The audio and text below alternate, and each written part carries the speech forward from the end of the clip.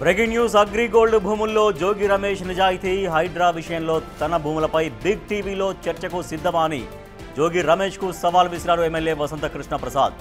చర్చకు తాను అన్ని డాక్యుమెంట్లతో వస్తానంటున్నారు వసంత కృష్ణ ప్రసాద్. ఎన్టీటీపీఎస్ బూడిద స్కామ్పై జోగి రమేష్ ఆరోపణలపై ఈ విధంగా స్పందించారు కృష్ణ ప్రసాద్. సొంత పార్టీలో టికెట్ కోసం పోటీ ఉండడం వల్లే జోగి రమేష్ ఇలా మాట్లాడుతున్నారని ఆరోపించారు. జోగి రమేష్ను ఏ పార్టీ చేర్చుకోదు అంటున్న వసంత కృష్ణ ప్రసాద్తో మా ప్రతినిధి శివ ఫేస్ టు ఫేస్. మరోసారి మైలవరం నియోజకవర్గం ఏపీలో హాట్ టాపిక్గా మారింది. బూడిద వ్యవహారం ప్రస్తుతం ఏపీలో హాట్ టాపిక్ అంటే ప్రస్తుతం ఎమ్మెల్యే వసంత కృష్ణ ప్రసాద్ మనతో ఉన్నారు. సార్, ఏంటి ఈ బూడిద వ్యవహారం? నిత్యం ఏదో ఒక వివాదం, గత 5 ఏళ్ళు కావచ్చు, ఇప్పుడు కావచ్చు, ఎందుకు ఈ వివాదం కొనసాగుతుంది? గతంలోనేమో అమ్ముకోవాలని ఆరాటం, పోరాటం, ఆత్రం, దానికోసం ఆ రోజున రావటం, తను మంత్రి అయిన తర్వాత బూడిద చెరువుని చెరబట్టడం, అక్కడ కౌంటర్లు ఓపెన్ చేసి లారీలు అమ్ముకున్నది వాస్తవం. ఆ రోజు అదే ఇప్పుడు ఎవరైతే బూడిద లారీల అసోసియేషన్ ప్రెసిడెంట్ ఉన్నాడో కోయ వెంకట్రావు అనే వ్యక్తి ఆ రోజు కూడా ఉన్నాడు. నేను ఆ సమయంలో అమెరికాలో ఉన్నాను. ఇక్కడ అతను ఇట్లే కౌంటర్ పెట్టి అమ్ముతుంటే జోగి రమేషే అతని మనుషులు స్వయంగా పబ్లిక్గా పెడతా ఉంటే వీళ్ళందరూ వెళ్ళి యాజిటేషన్ చేయడం జరిగింది. దానికి ఆ కోయ వెంకట్రావు మీద ఎస్సీ ఎస్టీ అసలు ఎవరు నెట్టింది తోసింది మాట ఏమీ లేదు, కేవలం ఎస్సీ ఎస్టీ కేసు పెట్టి అతని మీద రౌడీ షీట్ ఓపెన్ చేయడం కోసం ప్రయత్నాలు ముమ్మరమైనవి. అతన్ని అరెస్ట్ చేసి పోలీస్ స్టేషన్ తీసుకెళ్లారు. సరే, వీళ్ళందరూ ఫోన్ చేసి నాకు అమెరికాలో ఉంటే చెప్పారు. నేను ఎమ్మటే అప్పటి కమిషనర్ కాంతిరాణా టాటా గారికి ఫోన్ చేశాను. అదేంటండి మీరు లారీలు మా ఈ అక్రమంగా అన్యాయంగా ఆపి అమ్ముకుంటున్నారని వాళ్ళు ధర్నా చేయటం ఏంటి, మీరు వాళ్ళ మీద పట్టుకొని ఎస్సీ ఎస్టీ కేసు పెట్టడం ఏంటంటే మంత్రి గారు మమ్మల్ని ఇబ్బంది పెడుతున్నాడంటే ఓపెన్ చేయకపోతే తూరుకొని అంటున్నాడు, ఈ వెంకట్రావు అనే అతను లీడ్ తీసుకొని ఉద్యమాలు చేస్తున్నాడని చెప్పాడు. అట్లాంటి పరిస్థితుల్లో నేను అప్పుడు కమిషనర్ గారికి చెప్పా, మీరు గనక లేని అక్రమ ఎస్సీ ఎస్టీ కేసు పెట్టి అతను గనక మీరు ఏవైతే మూవ్ చేశారో అది తక్షణం విరమించుకోకపోతే నేను వచ్చి పోలీస్ స్టేషన్ ముందు ధర్నా చేస్తానని చెప్పి ఆ రోజు కమిషనర్ గారితో మాట్లాడితే ఇరకాటంలో కూడా ఆయన ఆ రోజు ఆపడం జరిగింది. అట్లాంటి వ్యక్తి ఈరోజు వచ్చి నీతులు చెప్తున్నాడు, శుద్ధులు చెప్తున్నాడు. ఇక్కడ ఎక్కడున్నాడో తెలియదు. 15 నెలల బట్టి 16 నెలల బట్టి మైలవరం నియోజకవర్గానికి చాలా పెద్ద కష్టం వచ్చింది. లాస్ట్ ఇయర్ సెప్టెంబర్ అక్టోబర్లో, ఆగస్టు సెప్టెంబర్లో బుడమేరు వరదలు. ఆ రోజు ఎక్కడ పండుకున్నాడో ఏ పొయ్యిలో దూరాడో మనకు తెలియదు. ఈరోజు వచ్చి కొత్తగా బూడిదని చెప్పి ఎప్పుడు లేనిది. నేను 5 సంవత్సరాలు కనుక బూడిద అమ్ముంటే ఈ రోజున నాకు మొన్న గడిచిన ఎన్నికల్లో ఇబ్రహీంపట్నం కొండపల్లిలో 11,000 మెజార్టీ వచ్చింది. కాబట్టి నేను రాబోయే భవిష్యత్తులో ఇప్పుడు ప్రస్తుతం శాసనసభ్యుడిని, నన్ను 12,750 మెజార్టీతో తొలిసారి గెలిపించి రెండో పర్యాయం 43,500తో గెలిపించారు. ఆ బూడిద లారీలకు సంబంధించిన అసోసియేషన్లు అందరూ మొన్న వచ్చి సమస్య చెప్పారు. నాకు చెప్పగానే వెంటనే నేను వెళ్ళి లోకేష్ బాబు గారి దృష్టిలో పెట్టాను. అన్న, నేను మినిస్టర్తో చెప్తాను, మనం మాట్లాడదాం, ఆ సమస్యను ఏదో రకంగా పరిష్కరిద్దామని చెప్పారు. నేను నిన్న మొన్న కూడా మంత్రి గారిని కలిశాను, ఈ విషయం మాట్లాడాను. ఆయన సోమవారం సాయంత్రం నాకు సమయం ఇచ్చి వాళ్ళని కూడా సంబంధిత వ్యక్తులను పిలిపించి పరిష్కారం చేద్దామని చెప్పారు. విషయం అంతా ఇదయ్యి వాళ్ళు ఫ్రీగా గడిచిన 40 సంవత్సరాల నుంచి వీటీపీఎస్ యాష్ పాండ్లో నుంచి అప్పటి యాజమాన్యాలు, ఏది వీటీపీఎస్ యాజమాన్యాలు ఆ యాష్ డిస్పోజ్ చేసే క్రమంలో ఎఫెక్టెడ్ విలేజెస్ వాళ్ళని లారీలు కొనుక్కొని వాళ్ళకి ఉచితంగా లోడ్ చేస్తున్నారు. వాళ్ళు ఏదో బయట అమ్ముకుంటా ఉన్నారు ఇటుక బట్టి ఇతరత్ర కార్యక్రమాలకి. ఇప్పుడు సడన్గా మా ఉపాధి పోతుందని చెప్పి వాళ్ళు ఆందోళన చెందుతుంటే వాళ్ళు ఎవరు అతని దగ్గరికి వెళ్ళా, మా సమస్యకు నువ్వు మద్దతు తెలపమల్లా అవన్నీ వదిలేసి ఎవడో అడగకుండానే తగుదునమ్మా అని చెప్పి బయలుదేరి దాని విషయం అక్కడ వదిలేసి అదంతా ముందు రోజు కూర్చొని వరే ఊరే అని చెప్పి ఒక ప్రెస్ మీట్ పెట్టాడు. నేను ఏటికి స్పందించలేదండి. ఏనుగులు పోతుంటే కుక్కలు మరుగుతుంటే ప్రతి కుక్కకి మనం సమాధానం చెప్పడం ఏంటంటే నేను మెల్లకుండా కూర్చున్నా. అక్కడ లోకల్ ఎవరైతే స్టాక్ పెట్టారో అతను స్వయంగా, అరే జోగి రమేష్గా నేనే పెట్టాను రా, దమ్ముంటే నువ్వు మొగాడవైతే నా దగ్గర రారా, నా కొడక నిన్ను చూసుకుంటానని చెప్పాడు. ఇప్పుడు అతను కాకపోతే అతను ఎందుకు అంత గట్టిగా చెప్తాడు? అతను సొంత డబ్బులు పెట్టి లారీ ఆపరేటర్ల ద్వారా తెచ్చి స్టాక్ పెట్టుకొని అన్ సీజన్లో ఏదో అమ్ముకునే ప్రయత్నం అతను పార్ట్నర్స్ కలిపి దాన్ని నాకు ఆపాదించి మైలవరం నియోజకవర్గంలో 100 సమస్యలు ఉంటాయి, 100 రకాల వ్యవహారాలు అవుతాయండి. అవన్నీ నాకే ఆపాదించాలంటే ఇతను ఇది కాదు.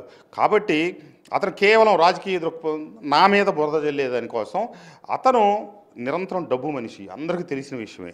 ఆ వీటీపీఎస్ కాంట్రాక్టర్తో కుమ్మక్కై ఎవరైతే, ఎందుకంటే నేను లొంగను వంగను అనే సంగతి వాళ్ళకి స్పష్టంగా తెలిసి అర్థమైన తర్వాత ఇతగాడి దగ్గరికి వెళ్ళి అసోసియేషన్ల మధ్య చిచ్చు పెట్టి వాళ్ళలో ఒక వర్గాన్ని ఏది ఇప్పుడు దాకా ఉచితంగా ఇచ్చిన బూడిదని టన్నుకు 150 లెక్క మేము అమ్ముతామంటే అవును మీరు ఇవ్వండి అని చెప్పి ఒప్పుకున్నట్టుగా కొంతమందిని ఒప్పించాడు. ఎవడన్నా బుర్రున్నాడు బుద్ధున్నాడు ఒప్పుకుంటాడండి? మళ్ళీ వీళ్ళ మధ్య చీలికలు తేయటానికి ఇది రాజకీయంగా మలుపు తిప్పడం కోసం చేసే ప్రయత్నం. మిమ్మల్ని విమర్శిస్తున్నాడు నియోజకవర్గ సమస్యలు, కానీ లోకేష్ గారిని దీంట్లోకి ఎందుకు ఇన్వాల్వ్ చేస్తున్నారు? అతను వాక్శుద్ధి లేని వ్యక్తి, అతను నైజం అందరికీ తెలిసిందే. ఎవరినైనా ఎంత మాట అయినా అసలు లోకేష్ బాబుకి ఈ విషయం ఏది తెలియదు. బాబు ఇట్లా జరుగుతుందండి ఇట్లా జరుగుతుందండి అని చెప్తే వెంటనే అవునా అన్న అయితే నేను మినిస్టర్తో చెప్తాను, మనం మాట్లాడదాం, కూర్చోబెట్టి 5 గంటలు చేద్దాం, లోకల్స్కి ఇబ్బంది లేకుండా చూడండి అని చెప్పి జరిగిన రియాలిటీ అది. ఇతగాడు అసలు తెలియని సంబంధం లేని వాళ్ళు ఎక్కడో వాళ్ళ లోకంలో వాళ్ళ బిజీలో వాళ్ళు ఏదో అధికారులు చేసిన వ్యవహారాన్ని తీసుకొచ్చి లోకేష్ బాబు గారికో లేకపోతే నాకో లేకపోతే మంత్రి గారికో ఇంకొకళ్ళకో అంటగట్టి ఇదంతా అతని నైజం తెలియని వాళ్ళు ఏమన్నా ఆలోచిస్తారా? కానీ అతను నైజం తెలిసిన వాళ్ళు ఎవరు మా నియోజకవర్గ ప్రజలు కంగారు పడరు, ఆలోచించరు. ఎందుకంటే ఈ రాష్ట్రంలో అతనికి మించిన గజ దొంగ ఇంకొకళ్ళు లేరు. అగ్రిగోల్డ్ భూములు తెలిసి కావాలని చెప్పి పక్కన కొని ఏదో దొంగ రిజిస్ట్రేషన్ వేసుకొని సెల్ఫ్ రెక్టిఫికేషన్ పెట్టుకొని దీంట్లోకి తెచ్చుకొని బాబాయ్ పేరుతో కొడుకు పేరుతో పెట్టి ఎన్ని చిత్ర విచిత్రాలు చేశాడో, కొడుకు జైలుకి పోయించిన సంగతి ఎవరూ మర్చిపోలేదు, అందరికీ తెలిసిందే. ఈ విషయాలు మాట్లాడుతుంటే ఈ విషయాలు నాకు సంబంధం లేదండి. ఈ రోజు వరకు ఎప్పుడు అతని భూమి గురించి మీరు చూడండి, ఏ వీడియోలో కానీ ఏ వ్యవహారంలో నేను పల్లెత్తి మాట అనలా. రాష్ట్ర ప్రభుత్వం చూసుకుంటుంది, ప్రతి నాకేం అవసరం అని చెప్పి నేను ఎట్లో ఇంటర్ఫీర్ అనవసరపు విషయాలు మాట్లాడను. కానీ హైదరాబాద్లో నాకు సంబంధించిన భూములు ఏదైతే మరి గ్రూపుల్లో పెట్టడం, హైడ్రా భూములు, హైడ్రా ఇతను కొట్టేసిన భూములు, అది వీళ్ళకి ఏమీ తెలుసు అండి. వీళ్ళు వెధవలకి ఇక్కడున్న కాజేయటం తెలుసు. కానీ హైదరాబాద్లో నేను 30 ఏళ్ళు వ్యాపారాలు చేసి నీతిగా 30 సంవత్సరాల కాలంలో నేను చేసిన రియల్ ఎస్టేట్ 1991 ఆగస్టులో నేను మొట్టమొదటిసారి రియల్ ఎస్టేట్ వ్యాపారం జేబేరి మురళీమోహన్ గారు, అవనేంద్ర కుమార్ గారు, సత్యనారాయణ రాజు గారు మేము 4 కలిపి మొదలెట్టాం. ఒక 25 ఏళ్ళు వ్యాపారాలు చేసి గడిచిన 7-8 సంవత్సరాల నుంచి నేను రాజకీయాల్లోకి వచ్చి వ్యాపారం పక్కన పెట్టాను. ఇప్పుడు నేను 2004లో కొన్న భూములై ఇది హైడ్రా భూములు అక్కడికి వచ్చారు. అక్కడ ఏం జరిగిందో అందరికీ తెలుసు.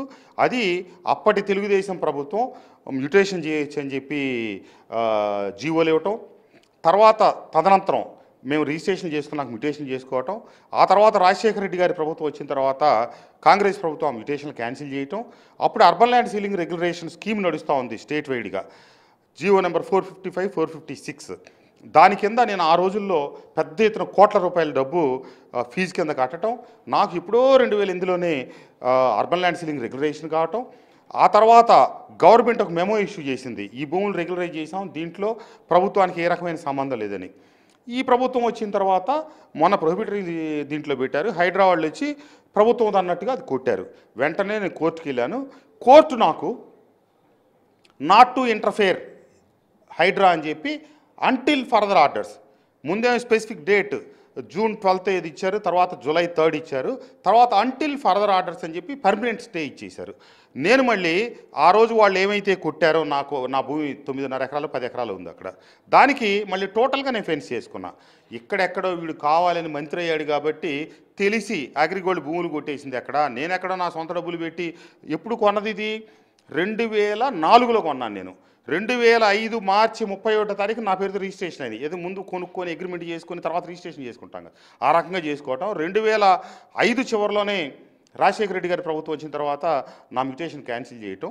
తర్వాత urban land ceiling regulation scheme ఇప్పుడు నడుస్తుంది. నేను రాజశేఖర రెడ్డి గారి ప్రభుత్వంలోనే రెగ్యులరైజేషన్కి పెట్టుకోవడం, చంద్రబాబు నాయుడు గారి ప్రభుత్వ హయాంలోకి ఉంటే రాజశేఖర రెడ్డి గారి హయాంలో క్యాన్సిల్ అవ్వటం, మళ్ళీ రెగ్యులరైజ్ అవ్వటం, అన్నీ ఇట్లా జరుగుతూ వచ్చినాయి.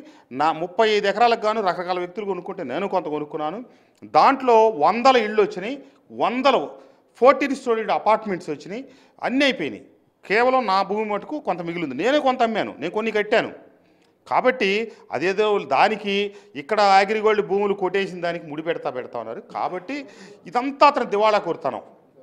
ఒకరోజు కావాలంటే అతని అగ్రిగోల్డ్ భూములు ఏం జరిగిందో అతని డాక్యుమెంట్స్ తీసుకొచ్చి మీ స్టూడియోలో కూర్చోమనండి. అక్కడ హైదరాబాద్ హఫీజ్పేట సర్వే నెంబర్ 79లో నా భూములు నేను ఏ రకంగా ఉన్నాను వాటి వివరాలన్నీ నేను తీసుకొచ్చి మాట్లాడతాను. మీరు మధ్యవర్తులుగా మమ్మల్ని పిలుస్తున్నారు కాబట్టి మీరు మీ లీగల్ టీంని అక్కడ పెట్టండి. నా లీగాలిటీ చెప్తాను, అతను లీగాలిటీ చెప్తాడు. మీరు డిసైడ్ చేసి ప్రజలకు చెప్పండి. రండి ఛాలెంజ్ చేస్తాను, నియోజకవర్గం జరిగిన అక్రమాలు రుజువు చేస్తాను, దమ్ముంటే రా అని చెప్పి మీకు ఛాలెంజ్ విసురుతున్నాడు. ఏ అక్రమాలు జరిగినాయి అతను నిరూపించమనండి, ఎవడు కాదన్నాడు.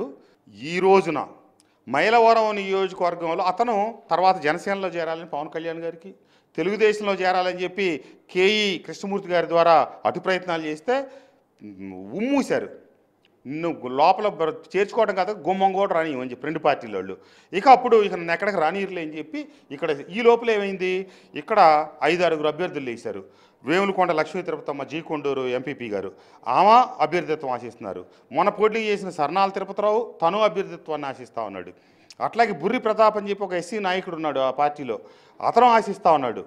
జీ కొండూరు జెడ్పీటీసీ మందా చక్రధర్రావు గారు అనే వ్యక్తి కూడా ఆశిస్తున్నాడని నాకు ఎవరు చెప్పారు. అది నిజమంతా ఒకటిదంతా నాకు పూర్తిగా తెలియదు.